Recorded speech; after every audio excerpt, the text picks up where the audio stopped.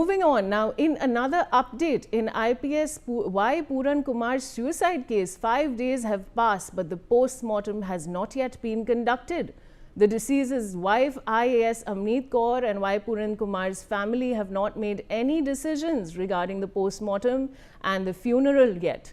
Meanwhile, organizations affiliated with the SC community have called a Mahapanchayat in Chandigarh today at 2 p.m.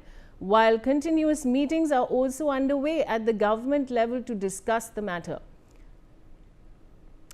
Now, this is absolutely a very, very big development in the suicide case that we are seeing, because many days have passed, almost 5 days have passed, and the post-mortem has yet not been conducted. And of course, the wife was demanding a lot of, his wife was demanding investigation into the matter. I have my colleague Sahil Rukhaya joining me. Sahil, what more details can you bring our viewers on this story?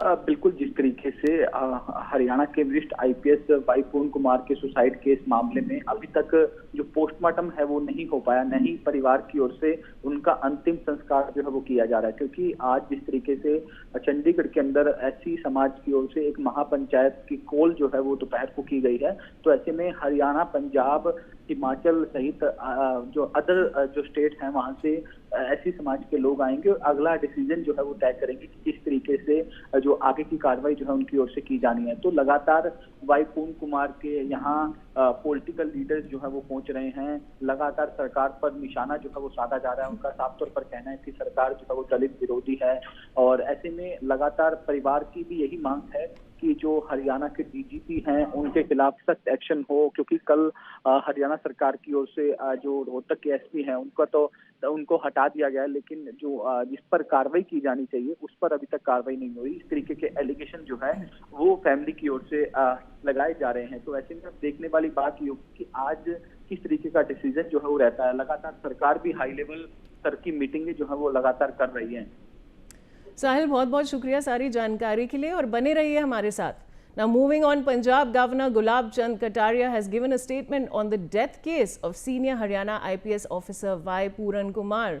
He stated, and I quote, "Certainly, an IPS officer committing suicide is a serious matter, and considering its gravity, we've registered an FIR." He further added that allegations have been made against 14 to 15 officers. Listen in to what he had to say. IPS ने आत्महत्या की वो प्रकरण चल रहा है, उसके मामले में आपके पास कुछ ज्ञापन भी आए हैं, क्या अपडेट है? क्योंकि कई प्रकार की राजनीति उस पर हो रही है। निश्चित रूप से एक आईपीएस अधिकारी सुसाइड करना भी एक ऐसी गंभीर विषय है, और इसकी गंभीरता को देख करके ही हमने एफआईआर दर्ज की। एफआईआर दर्ज करने के बाद जब तक उसके तथ्य तक नहीं पहुंचे, क्योंकि उन्होंने 13-14 अधिकारियों के ऊपर आरोप लगाया, मुख्य रूप से लास्ट में 2 लोगों को लगाया, डीजीपी हरियाणा के ऊपर और वहाँ जो उनका